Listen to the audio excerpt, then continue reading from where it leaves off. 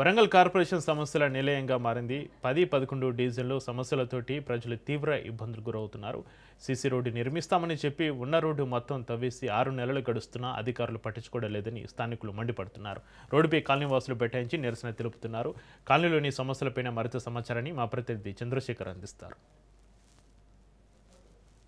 Municipal పరిధిలో అనేక సమస్యలతో అయితే ప్రజలు సతమతమవుతున్నారు. ముఖ్యంగా ఇటు హన్మకొండలోని 10-11 డివిజన్లో అయితే ఇప్పటికే రహదారి నిర్మిస్తామని సంవత్సరం క్రితం ఇక్కడ ఉన్న రోడ్డుని మొత్తం కూడా తవ్వేయడం జరిగింది. ఇక్కడ ఇప్పటికీ సంవత్సరం గడుస్తున్నా కానీ కాంట్రాక్టర్ ఎవరు కూడా ఈ మొఖాన చూడకపోవడంతో సంవత్సర కాలంగా మంచిగా ఉన్న దాన్ని తవ్వేసి ఇప్పుడు మేము ఇబ్బందులకు గురవుతున్నామని 10-11 డివిజన్ సంబంధించిన ప్రజలు ఆవేదన వ్యక్తం చేస్తున్నారు. ప్రస్తుతం మనం 10-11 డివిజన్ లో ఉన్నాము. ఇక్కడ సంబంధించిన ప్రజలు మనతో ఉన్నారు.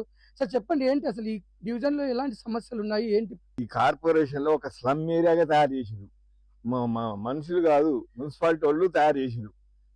కార్పొరేషన్ లెవెల్ ఉన్న దాన్ని స్లమ్ ఏరియాగా మార్చి పారేసారు. ఈ మొత్తం ఇటు తవ్వి పడేసారు, లైట్లు ఇరగొట్టిండ్రు, మాకు వచ్చే నీళ్ళ పైప్ లైన్లు ఇరగొట్టిండ్రు, మొత్తం గల్లీ గల్లీ నాశనం చేసిండ్రు. ఒక అంబులెన్స్ కూడా రాలేదు ఇందులోకి. మేమంతా సఫర్ అవుతున్నాము. వర్షం పడితే నీళ్ళన్నీ ఇళ్లలోకి వచ్చేస్తున్నాయి. మేము సోఫాలు, కుర్చీలు, బెడ్లు అన్ని పాడైపోయి నాశనం అవుతా ఉన్నాం. ఒక్కడు కూడా పట్టించుకోవట్లేదు. ఏమన్నా అంటే వెళ్ళి మున్సిపల్ కార్పొరేషన్ యొక్క మేడంకి కంప్లైంట్ చేయండి, ప్రతి మండే నాడు ఉంటారు అని అంటారు. అక్కడ పోతే అది ఏమి ఉండదు. మేమంతా సఫర్ అయ్యి మళ్ళీ అర్జీ పట్టుకొని రిటర్న్ వస్తూ ఉంటాం. మా దగ్గర ఉన్న బీద వాళ్ళందరూ బిజినెస్ చేసుకునే వాళ్ళంతా బిజినెస్ నాశనమైనాయి. రోడ్లు తవ్వడం వలన ఆ బిజినెస్ చేసుకుని సంపాదించుకునేది కూడా పోయి సర్వనాశనం అయినాయి ఫ్యామిలీస్. ఈ విధంగా ఈ కార్పొరేషన్ మొత్తం ఏంది, డబ్బులు మా దగ్గర నుండి ట్యాక్సులు తీసుకుంటున్నారు. మొన్ననే మేము మా ఇంటికి 16,000, మా పక్కన మా సిస్టర్ వాళ్ళ ఇంటికి 20,000, ఇంకొక ములుగు రోడ్లో ఉన్న వాళ్ళకి 22,000 ట్యాక్స్ కట్టాం. మొత్తం 52-56,000 ట్యాక్స్ కట్టినాం. ఇంత కట్టినా మాకు అంతా స్లమ్ ఏరియా ఫెసిలిటీసే. రాత్రిపూట స్ట్రీట్ లైట్లు ఉండవు, ఎర్లీ మార్నింగ్ కుక్కలు మోత, మళ్ళీ ఈవినింగ్ టైంలో వస్తే బందర్ కోతులన్నీ వచ్చి ఇళ్ళ మీద పడి దోచుకుని పోతుంటాయి.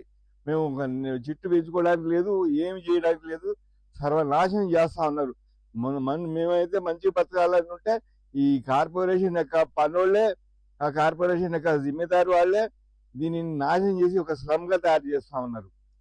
అమ్మ చెప్పండి, ఇప్పుడు మనం చూస్తే ఇక్కడ రోడ్డు మొత్తం కూడా తవ్వేశారు అంటున్నారు. ఇక్కడ మొత్తం వాహనాలు కూడా తిరగలేని పరిస్థితి, అంబులెన్స్ రావాలని ఇబ్బంది అవుతుంది అంటారు. అసలు ఏంటి ఈ సమస్యలు, ఏంటి, ఎందుకు ఈ విధంగా వచ్చాయి? రోడ్డు తవ్విండు, వర్షాలకు మొత్తం ఆగమై ఇళ్ళకి వచ్చినాయి.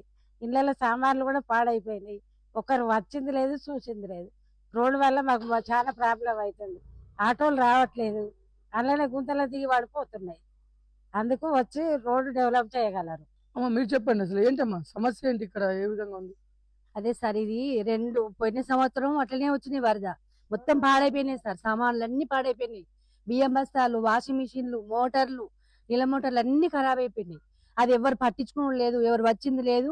ఇంత వరద 2 రోజులు వరద వస్తే సార్ ఇటు వచ్చిన వాళ్ళు లేరు, ఇటు చూసిన వాళ్ళు లేరు. వీళ్ళకి ఏమైంది, ఎట్లున్నారని కూడా ఇంతవరకు మమ్మల్ని అడిగిన వాళ్ళు కూడా లేరు. ఇంకట్లా చేస్తాను సార్. ఇప్పటికైనా ఇటు వరంగల్ మున్సిపల్ కమిషనర్ గానీ, ఇటు ప్రజాప్రతినిధులు వెంటనే యొక్క సమస్యను పరిష్కరించాలి. గత 5-6 నెలలుగా ప్రజలు తీవ్ర ఇబ్బందులకు గురవుతున్నారు. ఈ రోడ్డు విషయంలో ఈ రోడ్డు పనులు తిరిగి నిర్మించాలని చెప్పేసి ప్రజలు కోరుకుంటున్నారు. కెమెరామెన్ బాలుతో చంద్రశేఖర్, రాజ్ న్యూస్, వరంగల్.